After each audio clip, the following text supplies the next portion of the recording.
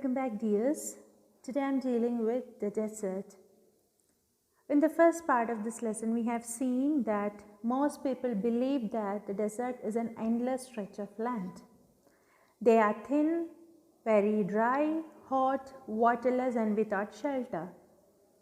The specialists, however, see the desert as a beautiful place. For them, a desert is a home of a variety of people, animals, and plants. And it's true that it does not always have a cover of grass, and even the rain is rare. But when it does, the garden are being seen in the desert, means the desert becomes as beautiful as any tropical garden. A desert may sometimes have mountains and hills. It may also have oases. And desert can be hot like Thar or cold like Ladakh. In general, when a place has little or no water and vegetation, people call it a desert. Sand dunes are found in those deserts which are almost totally without water. These sand dunes keep on shifting across the desert.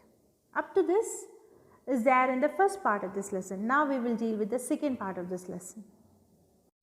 In the second part of the lesson, we can see the adaptations of desert plants and animals. All living things need water in order to survive. The few plants and animals that live in deserts have developed the ability to require less water than most plants and animals. The camel, popularly known as the sheep of the desert, can drink a lot of water at one time. Camels can do without water for days together. The reason is they sweat very little. We sweat because we must keep our body temperature constant. We sweat when it gets hot and this cools the body. Camels can stand high body temperature. They don't need to sweat and can therefore retain the water they drink for long periods of time. Here we can see that all creatures need water. The animals and plants of the desert are able to survive on less water. A camel can do without water for days together. And the reason is that a camel can drink a lot of water at one time. And one more thing, that the camels do not sweat. So they retain the water they drink for a long time. And we can even see the speciality or the usefulness of sweating. When we are sitting in a sweating, our body temperature will go down. We are sweating when we are feeling hot. The temperature in our body increases. So when we are sweating, what is actually happening to our body? Our body is making itself cool down.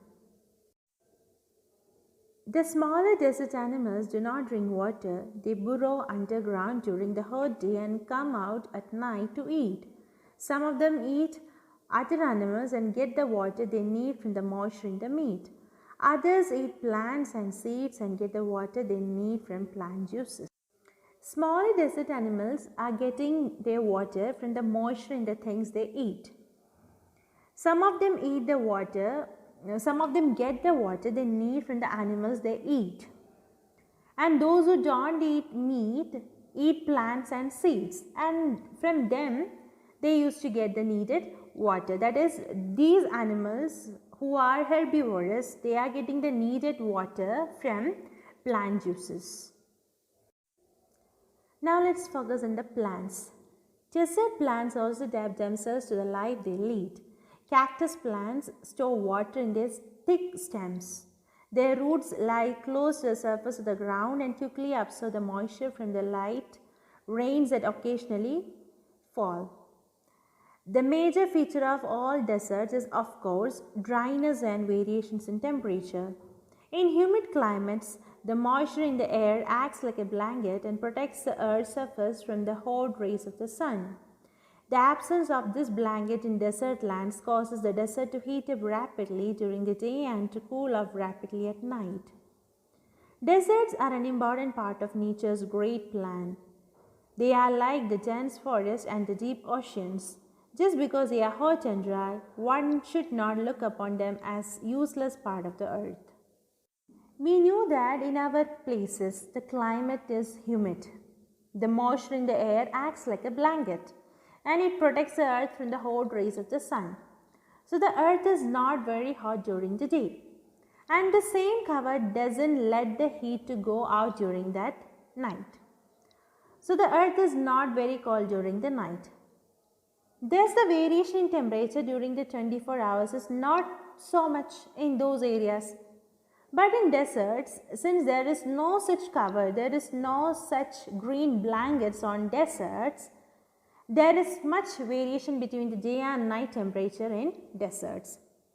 In desert, we can see that the temperature rises much during the day and in the same way it falls much during the night.